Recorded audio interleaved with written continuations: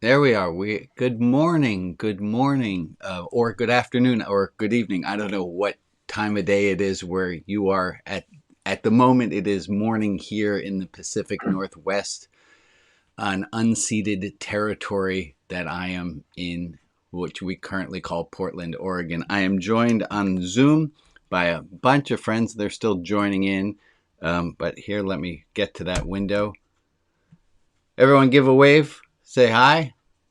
Hi. Glad that you guys are all joining and are here. And I'm going to go away from that view, go back to this. I have a note. First of all, first and foremost, I wanted to thank Alex and Maria and people who are, you guys know that you're amazingly helpful in making this service happen. I wanted to thank you publicly for doing that. So that's first off the bat. Here's the official welcoming statement I wrote for today. It says this: Welcome to Religion Outside the Box's Saturday service, where your enjoyment is 100% guaranteed. Right. I shall endorse that statement. Oh, I'm sorry. I didn't finish reading it. Where your enjoyment is 100% guaranteed, as so long as you enjoy yourself. Oh, I'll still endorse that. Good. Thank you, Joe. You're welcome. Otherwise, do we get our money back? You can. I was thinking about this. Is if this service doesn't scratch the itch that you have, is that on me? No. Is that on you? It's somewhere. It's not. Well, the success of this service depends upon your enjoyment of it. How'd the service go?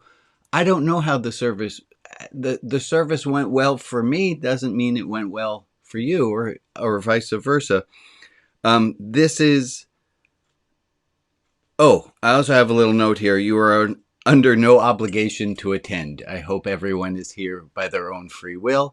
If you are not here by your own free will, please, I'd say raise your hand, but it's hard to know that you have the freedom of will to do such a thing. I want to start with some definitions. I have a card here that says we should have a comfy pants mentality. That's what I started that's what the email about the service said. It said we're going to talk about a comfy pants mentality. Show of hands. Do you know what I'm talking about? Comfy pants?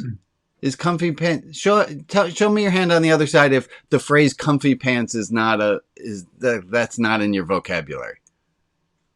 Comfy pants. No, comfy pants. What's it mean to have a comfy pants? What does it mean? What's the phrase? Oh, I got it. What does comfy pants mean to you? What are the associations? So let's start with that question. What does it mean to have comfy pants? Not tight. Not tight. I like my comfy pants. I got comfy pants. They're not tight. I have comfy pants. That means what? What's that mean? I've got comfy pants on. Sweatpants You can enjoy all that pants. good food. Okay, so I got a lot of answers happening, and they all happened at the same time. So I go ahead, Jack. Say that again. You're muted. Oh, let's try that again. What does it mean to have comfy pants, Jack? Sitting well with yourself. Oh, that's a comfy pants mentality. You're already up to comfy pants mentality, is sitting well with yourself. I'm just curious right now, what does it mean to have comfy pants on? I got my comfy pants on. What does that mean? Yeah, John? Comfortable. You can eat all that good food that is going to just pack on the lard. Right. I'm wearing my comfy pants. My stomach's not gonna. My waistband's not gonna be encumbered. I'm not gonna feel constricted. What's that mean to have comfy pants? You're Relax. Relax. There's nothing binding. There's nothing pushing on you. Yeah. So then let's take that next jump up. What's it mean to have a comfy pants mentality? If I have a comfy pants mentality, that means That you're at peace with yourself. it means I'm at peace with myself. Thank you, Ray. Oh, and if you're It's new all around good. these parts and you're thinking, well, wait a moment. You mean everyone isn't on mute and it's a Zoom room? And the answer is yes, we are. Because we have a comfy pants mentality here. The comfy pants mentality means what? What does it mean to have a comfy pants mentality? You're I don't comfortable. know. I'm not Yeah. stressed. I'm not stressed. It means I'm not stressed. I'm comfortable. Yeah, I don't have to do anything particular or be anything that I'm not. I can just have a comfy pants mentality. I'm chill. Yeah. You can come as you are that day. Right? I can just be as I am. I have a comfy Mhm. pants mentality. Yeah. The other side of that coin is you have to worry about them falling down.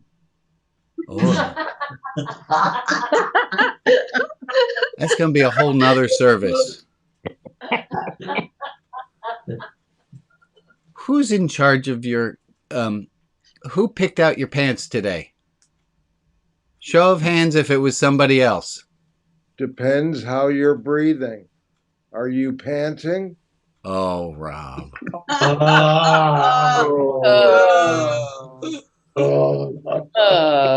Show of hands. Show of hands. Somebody else picked out your pants today. Show of hands. How many of you, somebody else told you these are the pants you need to wear today? If you're following along on Facebook or on YouTube, the answer was nobody. I have nobody who admitted to somebody else picking out their garments today.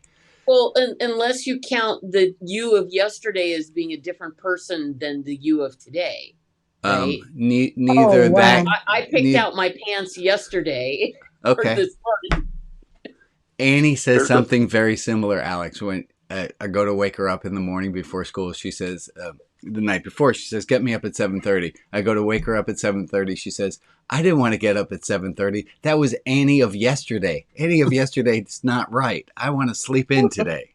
Well, it kind of goes to that thing that you say about if the you of today, or if the you of you 10 years ago, Yeah. it doesn't, the you of today is a heretic. So maybe the you of me yesterday is Picked out not the comfy same. pants.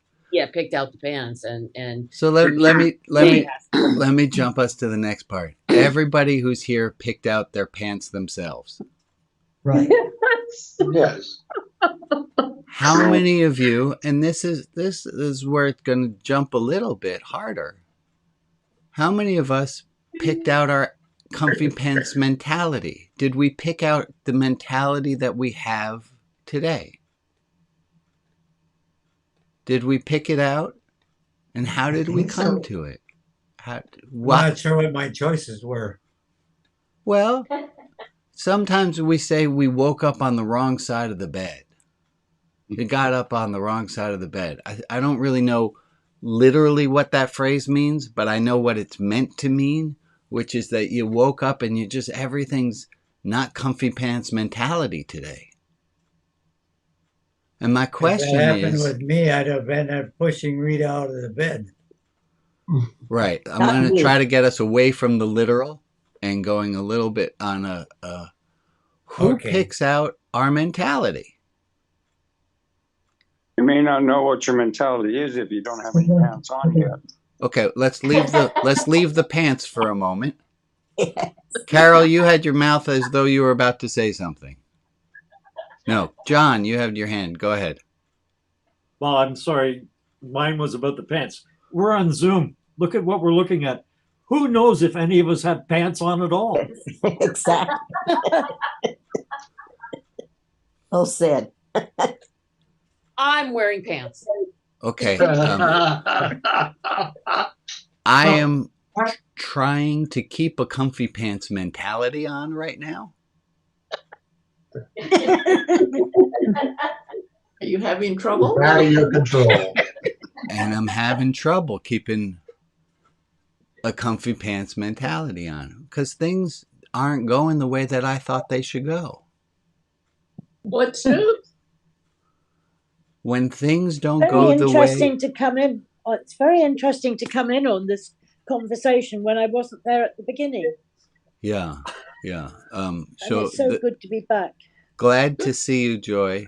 Glad, very wonderful. Glad that you're here. I've had a heart attack and some other little ones as well. So Well, we're Oh, glad you're among us again, Joy. Yeah. yeah, Glad. so am I. indeed. Yeah. Gonna switch gears because this pants thing has gone in Didn't a work. So no pants. AWOL, the pants thing is AWOL. different. So I have a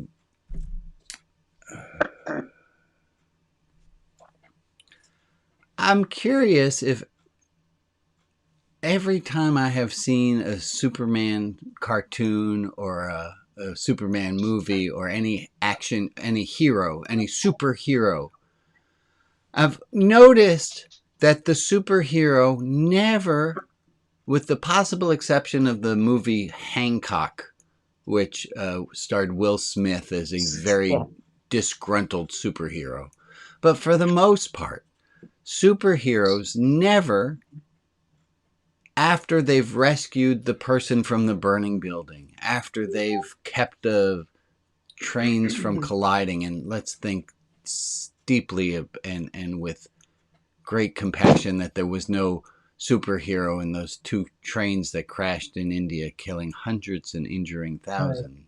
Oh, yeah. That no superhero leaves the scene where they have just helped and says, gosh darn it, can't believe y'all put yourself in that mess and I had to clean it up.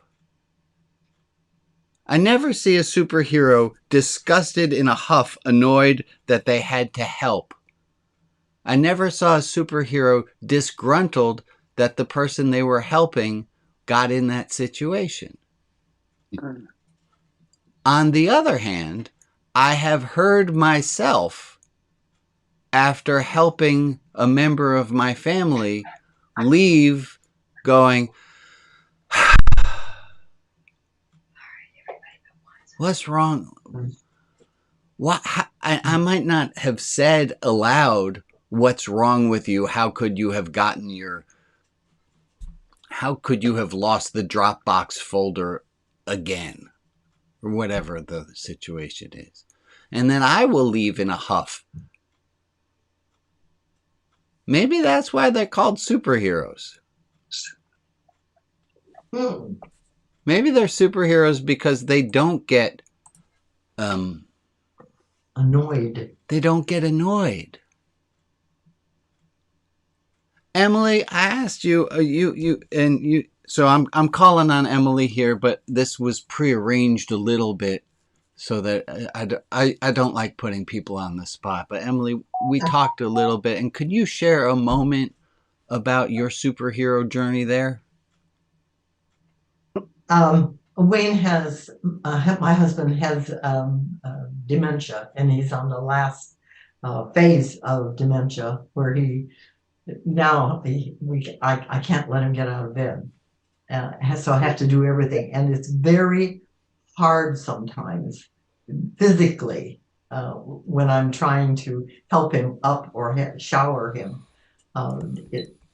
So I lose I don't want to be impatient, but it's more difficult, especially when I'm tired or when my back hurts. And I have to take care of things. I have to take care of what he needs. And it just gets harder, is all. And how do you do that, Emily? How do you keep your mind how do you keep yourself in that comfy pants mindset and the I want to help mindset as opposed to the because I want him to be comfortable, and I love that man. So no matter what it takes or costs, it's very worthwhile. Yeah. You don't want him to feel bad for being a burden No, I don't. And he always thanks me. He's always thanked me for things that I do. Just making a nice meal. He always thanks for everything. Thank you for asking. Thank you, Emily. And It's Now just that's a well real worth it. superhero. that is a real superhero. Yes, Carol. That's a real superhero. And Meg, you had said something similar about your situation about do you mind sharing that? No, my situation is not as the only word I can think of bad as Emily's, because my husband still does lots of things. The place where I lose patience, or am aware that I could lose patience, is the repetition and the forgetting. We brought a door home from a store the other day, and he had to sit over in the car so the door could fit in. And a day later, he said to me, "Where did the door come from?" Yeah. And I said, "Well, we got it at the store." "I don't remember that. Did you get it by yourself?" I did say, "No, you were with me." But I try not to say, "Well, of course you were there. You were inconvenienced." And I try very hard to have my tone pleasant and happy when for the 10th time I say, "Yes, we're going to Dr. So-and-so today." And that gets very hard. What I try to do is remember what's most important. And I'm like Emily. I want my husband to be happy. I don't want him to feel bad. Yes. That I have to do some repetition. I've just started journaling, writing 20 things, Carol. And this has helped, because one of the things I'm grateful for are the things he can do. So I write them down, which causes me to remember them. And that helps me be patient. Patient was not given to me earlier in my life. I had a very, very good friend, and I said to her, "When am I going to be serene?" And she said, "You're not wired that way." And I think it is one of the most important virtues and one of the most difficult ones. But I think the two of you have shown what really you can overcome just by love. You are amazing, and I'm so glad to know you. Amen. Amen. Amen. Yeah. It's a question of when somebody asks, and it's the third time they've asked you, you have a choice in saying, "What's wrong with you?" You don't have to say that out loud with your words, but you can say that with the way that you answer. "I've already answered you 3 times." But how do they wind up feeling? And Emily and Meg, that's what I think, that's what you're getting at.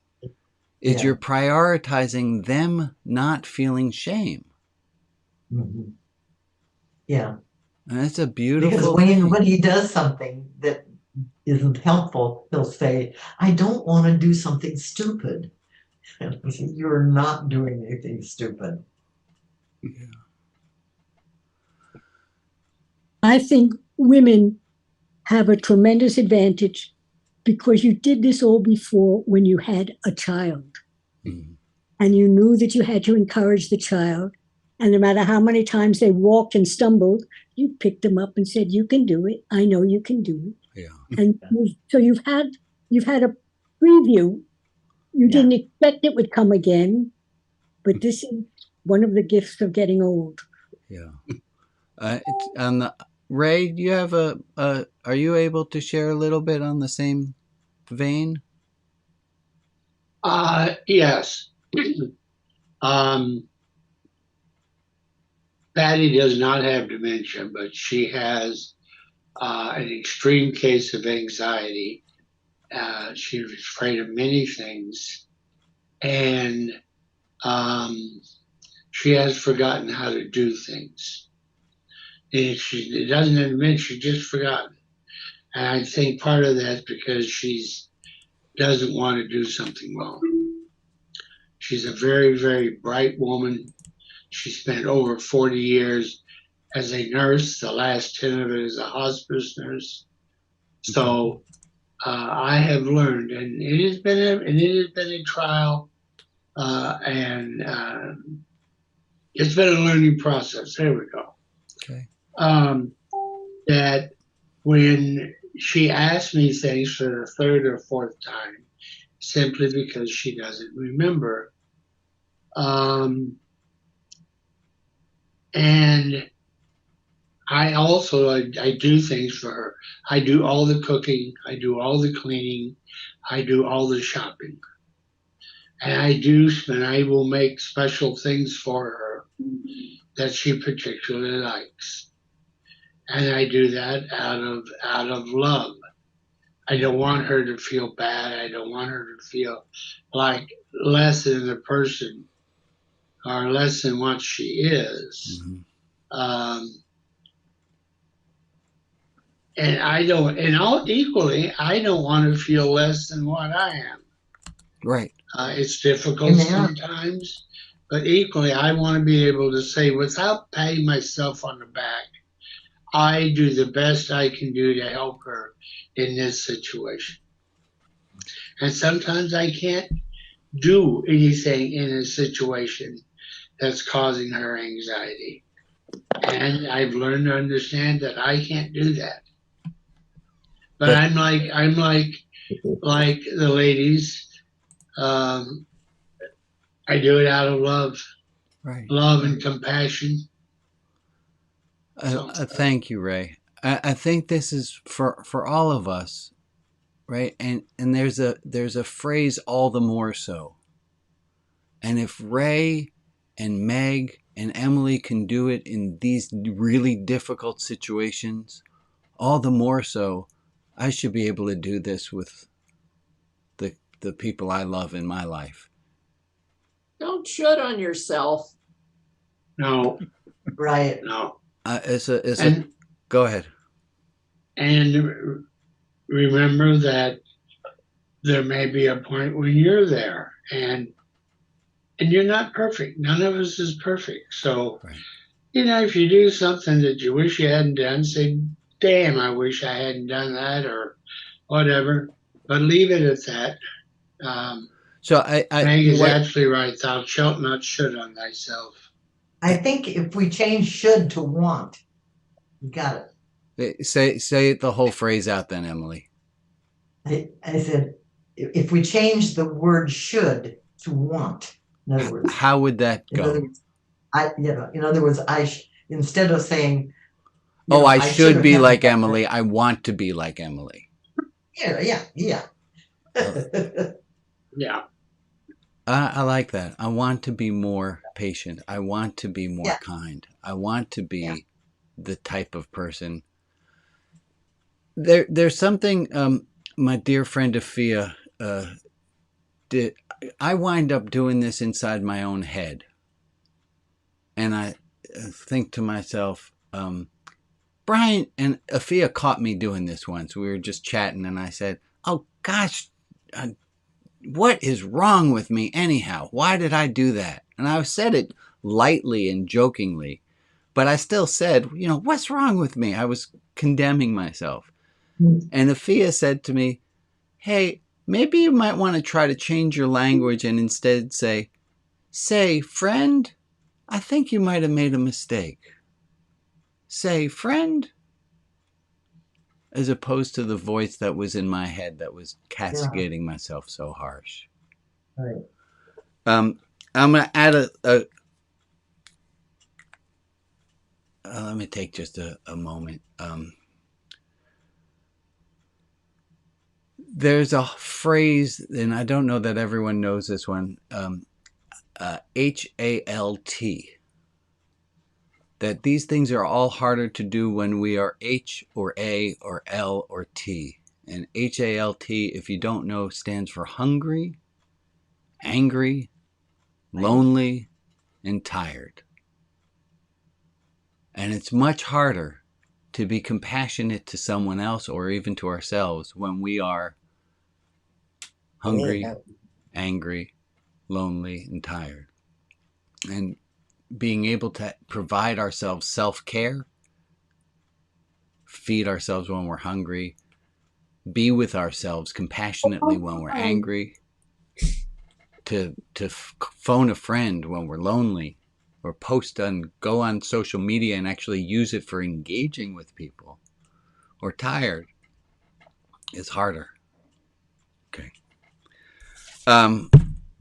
Thank you, Meg, Emily, Ray. Appreciate that. So go ahead, Jack. One of the things that I've discovered in this 80s age of mine is that I don't have anybody pulling on me for anything. I have all the time in the world. I don't find myself anxious about very many things. You have a comfy pants mentality. I guess. I guess, yeah. I mean, what choice do I have? I can't run out and run around. Well, some people find a reason. I don't want to say find reasons to get upset, but they go to bed at night a little bit more stiff, a little less comfy pants than they woke up in the morning. And you're saying the opposite. You're saying as you get older, you're finding yourself a little more accepting, a little bit. Yes, yeah, and it's as far as it gives me peace to know that I'm at peace. Amen. With myself. Amen. I love that. We're gonna try a thing. We usually do a minute, and we will still do a minute of silence, of light and love, to hold up those who are in need of our thoughts and our prayers. But I thought, what if and it was then resuggested to me by someone in an email, and I thought, well, all right, I thought this and they thought this, so let's try this, what if we did a minute during our Saturday morning service of, I'm proud of myself for this. That feels like a big ask, doesn't it? I did something in the last week, so I'm going to give you this to think about it. Maybe next week we can talk about it. Because I don't think we hold on to the things that we ought to be proud of ourselves for. And we don't hold those up. So I'm wondering, is there anyone, Joe Ludwig, is there anyone at all who did something in the last week for which they're proud? And Joe, you just say no to me and wait. Oh, you No. You know what? I said no last week, and I was super proud of how I said no. And so I'm going to say yes today because I want to say yes today. All right. My house is in complete upheaval by choice. They're renovating the bottom floor, which means there's no operating kitchen. And there's dust everywhere. And I was trying to be a superhero and say to myself, self, you can just adjust to living just in the bedroom or just in the bathroom upstairs, and you can swallow dust with your cereal and be just fine. And that was a big fat lie. And so what I ended up doing was just asking my body what it needed. And I went to try to wash my face to kind of cool my own fervor down. And my eyes, I just started crying and crying and crying and crying and crying. And normally I would say, what's wrong with you? You have so many things you could be grateful for. Why are you crying about this inconvenience? And I just let my own self be my own self. And I allowed the crying and the grief and the yuck to flow out. And I felt so much better the next day because I didn't try to pretend to be something I was not. And you were Amen. proud of yourself. Amen. And I am love very- and I love that you are willing to share being proud of yourself. Thank you. What a wonderful thing. Is there anyone else who wants to share? We'll call it in this same minute, something else, or you don't have to tell us what it is, but anyone else proud of themselves? A little bit? Got a little bit. I see some thumbs up, some things happening.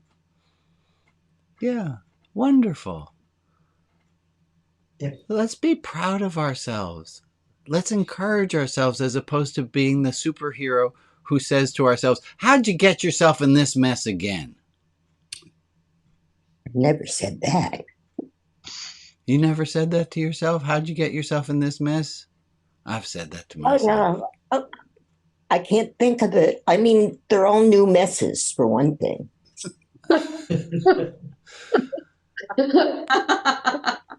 Oh boy, how did I get myself in yet another new mess? All right, maybe that. Yeah. Done it again. There was another thing Afia said last week, which she said that she carries around lactose pills because she knows that dairy gives her a stomach ache. But yet she continues to have dairy products. And I've been thinking on that this whole week about how there are all those things that we do that we know we shouldn't do. And maybe we could be proud of ourselves for not getting that bowl of ice cream because we know we're going to just wind up with a tummy ache. Oh, this is an extra thought. Maria, can we bring us to our for our light and love prayer list now? We can. These are the names for today: Francis, Tammy, Ray and Patty, Raphael, Joe, April, Iggy, Krista, Michelle and Robin, Andrew, Robert Siegel, Ann Siegel, Myra Chana Botfrida, Marion, Barbara, excuse me, Barbara DiDonato, Frank Saford, Koku, Jinkin, and Ahava Bat Abraham Besara, Rasmus, Abbas, Lena, the orphans of Joy School in Kenya and the leadership of that institution, Paul, Rita S., Angie and Kelly, Rob B., the Cook family, Dominique McClure and his daughters, and Jim. If there is another person in our community we can offer light and love to, please put their name in the chat, and I will add them to the list in the clubhouse. And for the people who aren't named, but who are in our thoughts, we send them light and love as well. And I'm going to ask, as I've been asking the last few weeks, put yourself on gallery view so you can look at everyone in this minute and just take a moment to take in the amazing, the miracle of just people and people loving in the technology we have and just oogle over each other. Let's take a minute of time starting now.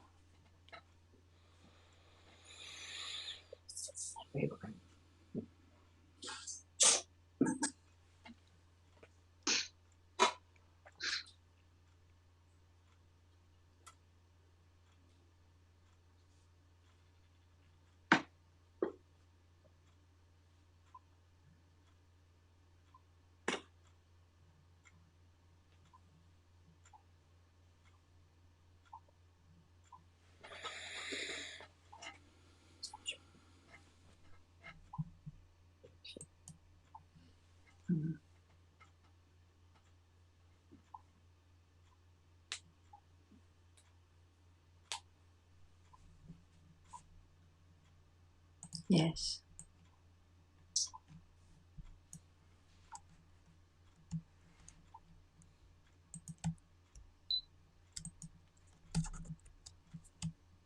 Well, thank you all. I want to tell you a story of. I was talking with someone who I've known for decades.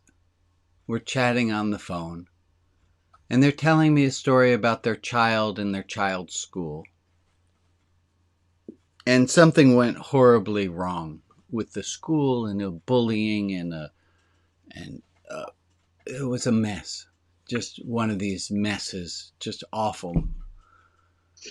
And in the course of talking, my friend says, they were talking to the school at the time, and they say, the school said something that was wrong, and my friend says to me, well, the school messed up, so we weren't going to make it any easier for them, and so we ... Oops. I was so confused. Uh-oh. Uh-oh is correct. Uh-oh. Uh-oh. Somebody is screen sharing. Oh. Alex, thank you for saving us again. Don't know what happened, but thanks to my new and improved comfy pants mentality, I did not get upset by that. Do I still have audio working? Yeah. Good job. Okay. So my friend says, so the school messed up. The school messed up, so we weren't going to make it any easier for them. And told me what they did. And I didn't have the wherewithal at the moment to say, whoa, whoa, whoa, whoa, whoa, whoa, whoa, whoa, whoa, whoa. Slow down there. What'd you just say? I didn't have my head around me enough to say, I think there might be other options. Or I could have said something. I didn't at the time because I was just so taken aback by it. And I couldn't figure out my friend's thinking, and I was mentioning this to a different person, and the other person said, well, what your friend did was called the fool's choice. And I had never heard of this, but there's a book called Courageous Conversations. Oh, I might have the name of it wrong right this moment, but that's all right. It's close. Something like that. And the fool's choice is defined as believing that the only options that exist will be bad for at least one person, at least one of the parties. The fool's choice is assuming that somebody's going to get screwed. The fool's choice is this mentality that there does not exist a solution, even if one can't think of it at first. The fool's choice is to think that there is no solution in which a peaceful outcome can occur.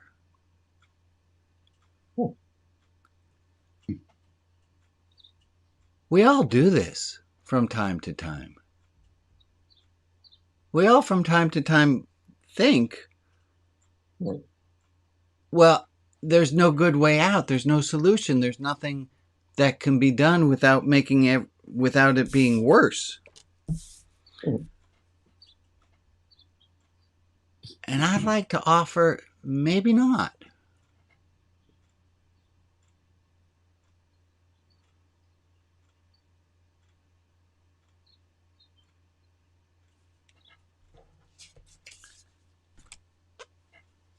Maybe it doesn't have to be that I get them back, they made a mistake. Maybe it can be, they made a mistake, I made a mistake, we can find a way of working together. Maybe I'm idealistic, but I sleep well at night.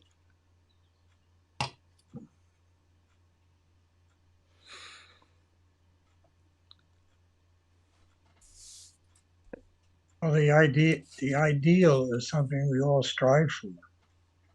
Yeah. And I think that's part of a religious community like we have here, which is that we all agree there's a goal of a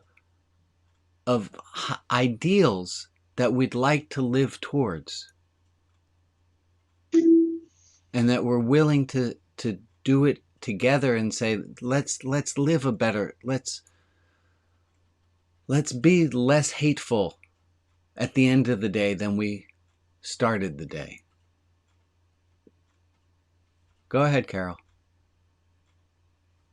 You're on mute, though, my friend. You're still on mute, Carol. Carol, we can't hear you. There we go. Something thought of in terms of Emily and Meg and Ray, that when something is beyond you, you can ask for transcendent help, no matter how you name it. You can just say, this is something I can't do. Please strengthen me. And what happens when we do that? You, in fact, change your whole perspective, because then it's not all up to you. You are part of something larger than yourself. And you're saying, if I really want to contribute to that which is larger than me, then I sometimes need to say, please help me to do it. Can you add in the word surrender to that? I could add surrender. The surrender has bad connotations. It does, doesn't it? It has bad connotations. I prefer the word embrace. Embrace. Okay. Embrace. Embrace. That's right. But I really think that there are times you realize that something's beyond you. And I had a perfect example this week. Somebody invited themselves to stay with me for 5 days, which is very, very uncomfortable. But she invoked my husband. And so I lost my control and I said, sure, you're welcome. And then I prayed that I could make her feel welcome. And it really transformed the way I felt, because I was thinking, oh, this is such an imposition. And it was so manipulative of her to talk about my husband. And it's okay now. And so I think recognizing what I couldn't do by my thinking about it, by my gritting my teeth, but by my saying, this is beyond me, please help me. I like that. I see a lot of nodding happening. I really appreciate that she named it transcendent help. Yeah. It's a phrase, it's taken on meme status, but Jesus take the wheel. Yes. I like that. Yeah. Of how many I hated that bumper sticker when I first saw it. It said, God is my co-pilot. Good movie. But it's the wrong, you got yourself, you're not, what? You're the God's the co-pilot? Who are you kidding? God's got it in case I don't. I guess maybe, all right, I guess I could see my way through that. But really, I'm the passenger in seat 11E, having a little dream that I'm flying the plane.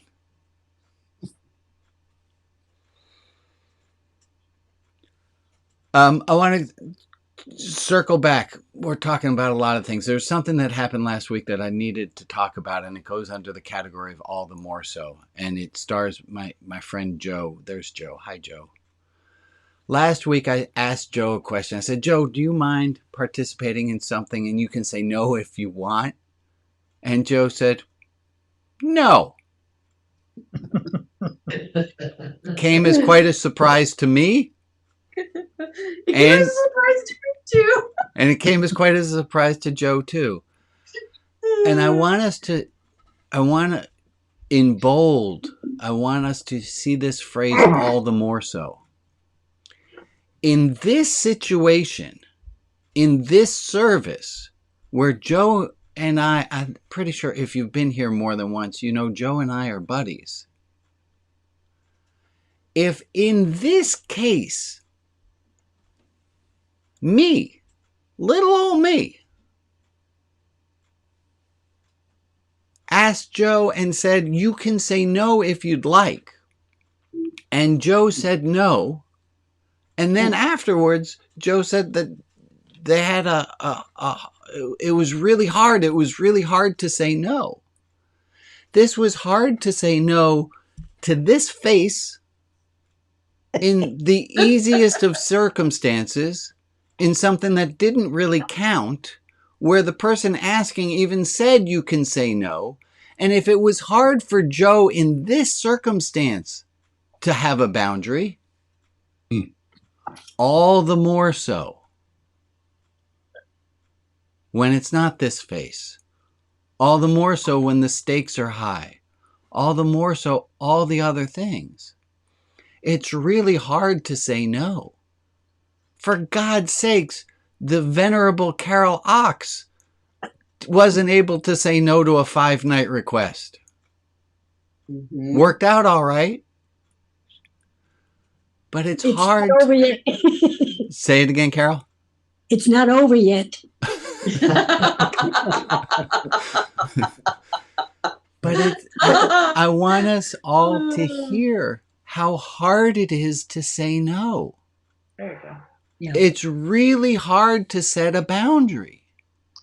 And I heard this speaker from Nonviolent Communication say once, and I apologize to her right this moment because I cannot remember her name, but she said, we have this thought that if we were to say no to someone, they'd probably be angry. But our secret thought is that when we say no, we're hoping, hey, can I stay at your house for 5 nights? No, that would be too difficult for me. Oh, how wonderful of you for setting a boundary for yourself. I'm so proud. We have this fantasy. I mean, we should be proud of ourselves that we set a boundary, but it's not going to play out that way. And what this woman it talks about is that if we know, and I'm going to tie this back to Emmett leaving the dishes near the sink, not in the sink. If I know that Emmett's not going to get the dish in the sink, it's on me for not getting more mad. I know what he's going to do.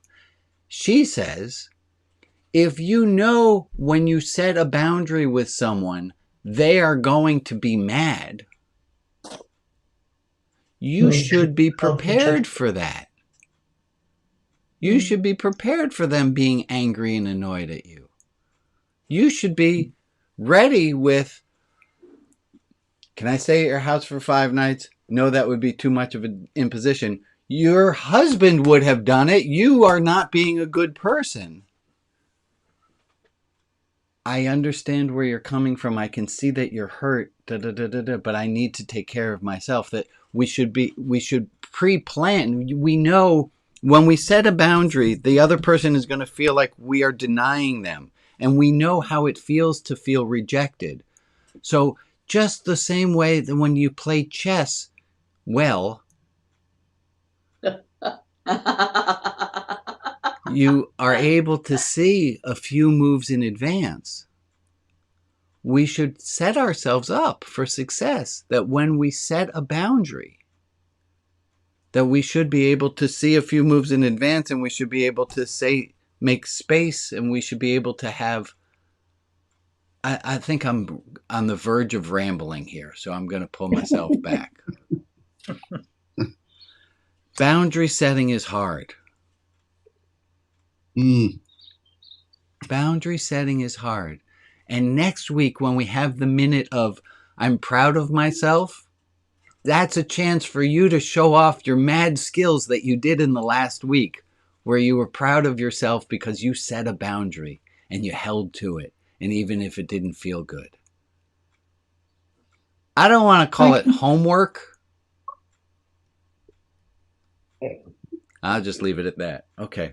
I got a few announcements. I can't say that I can keep to anything this coming week, but certainly I've had several people coming in to me, and some of them don't like my kitchen because I have a lot on the worktops.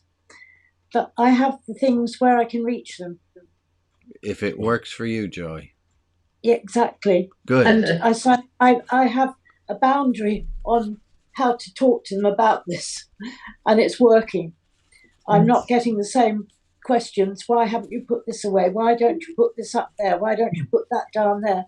There aren't enough cupboards on the height that I can reach without either going on a step, which they would hate me to do, because they're sure I would fall if I did. Yes, of course you would.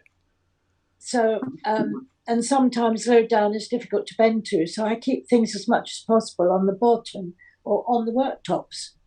But the worktops get cleaned regularly, completely cleaned. Everything is tidy. So now they're beginning to stop. Wonderful, Joy, and it's hard. It's taken 2 years with one. Yes, good for you, Joy. It's hard to maintain boundaries. It's hard, and let's go back to the beginning of this, which was, if it was hard for Joe to say no in this service, all the more so for the rest of us in other situations. I have some announcements to make. You might remember what this one says. My first announcement, as always, is It's okay. it's okay to not be okay. Let me say that again. Not be okay. It's okay. Now listen carefully to my wording. It's okay to not be okay. It's okay to not be okay. Everyone understand that phrase? It's okay to not be okay. Is anyone offended by that phrase? You should be. Maria, do you want to tell them why they should be? It's okay to not be okay. Why should they be offended by that phrase? You split the infinitive. I did. Here's the way the phrase should be. It should say, it's okay not to be okay. That's the actual phrase. It's okay to not be okay. Let me get that there. It's okay to not be okay. It's okay not to be okay. But what I said was, it's okay to not be okay, where I split the infinitive. I put the to be and I put the not right in the middle of it. And you hooligans for playing with this language and messing it up so much. Okay, let me get off my soapbox for a moment. I'm trying to make a point. If you're not offended when I split the infinitive, how dare you be offended when I use they as a singular? You don't care about grammar. Oh, come on. You don't care that I end a sentence with a preposition. You don't care if I use whom when I should have used who. Don't tell me that you care when I use they when I'm talking about a single person. Okay, I'm going to get off my soapbox now.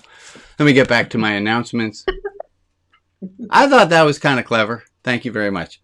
Here's the first announcement. It's okay not to be okay. Everyone, it's okay not to be okay with this infinitive not being split. Few other announcements. If you are not a member of the 2023 Donor Club, please give. You can give to Religion Outside the Box. I heard a preacher in the last week call it. He said you can give your time, your talent, or your treasure. If you don't have a lot of the money to give, that's the treasure part.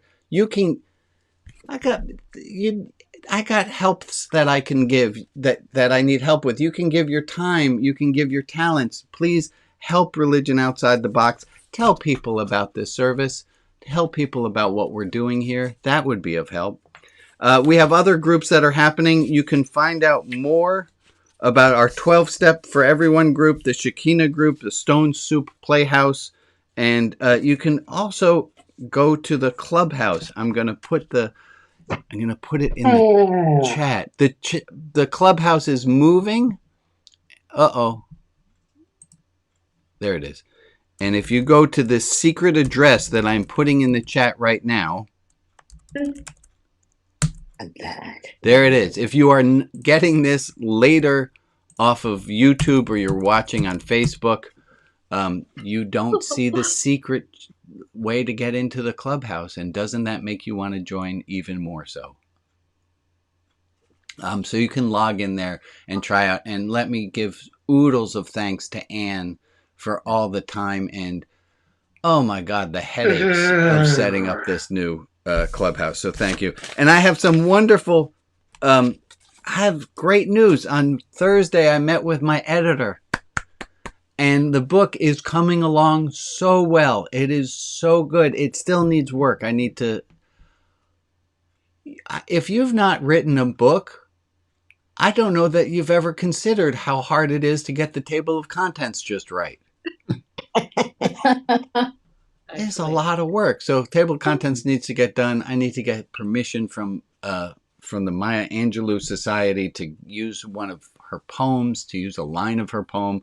There's a lot of work that still needs to get done, but it's going really, really well. And I'm flying pretty high on the book. That's great. Thank you. Thank you. I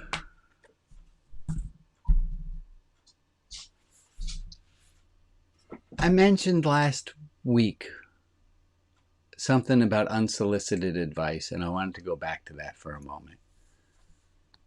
We need to be careful when we are not asked for our opinion, but we give it. And this changes depending on your relationship to the person. You know, if you live in the same household with a person, often we give more unsolicited advice, but to be careful of doing that there too. And I have this little cartoon of two dragons. It looks like this. The first one says, "I'm sad." And the blue one says, "I'm sorry and I'm here for you." And the pink one says, "Aren't you going to tell me to cheer up?" That's the unsolicited advice. People always tell me to cheer up. And the blue guy says, "No, I still like you when you're sad." I love that. Yeah. Let's be more like that. Let's be more loving to people, no matter what. As we're running towards the end of this hour together, you're welcome to join next week. Join a little bit early. Bob hosts us, and we are all in this same room. You're welcome to stay late. We do breakout groups. I'm glad to have you all stay for. We have a poetry room. Do I have somebody volunteering to run poetry room this week? Joe. And deep dive. Do I have a volunteer to run the deep dive group this week? It's going to be a. Hope so. It was. I will. Meg, thank you kindly for doing that. And then there's the little rabbi's room, which does not mean the bathroom. It means that that's just where I'm hanging out for about 15 minutes. And then I'm just going to brag because I'm totally excited. After I hang up here, I'm going to go out to Hillsborough, where it is band practice because I have joined the Rose City Pride Marching Band just to remember about humility. I have a hard enough time playing the French horn. Playing the French horn while walking in a synchronized fashion is really beyond me, dear. but it's keeping me humble. Let me put everybody up on the screen so you can all wave and say goodbye. I've often wondered how people do it. Oh, I wonder that too. Wave to each other. I'm going to stop the recording now.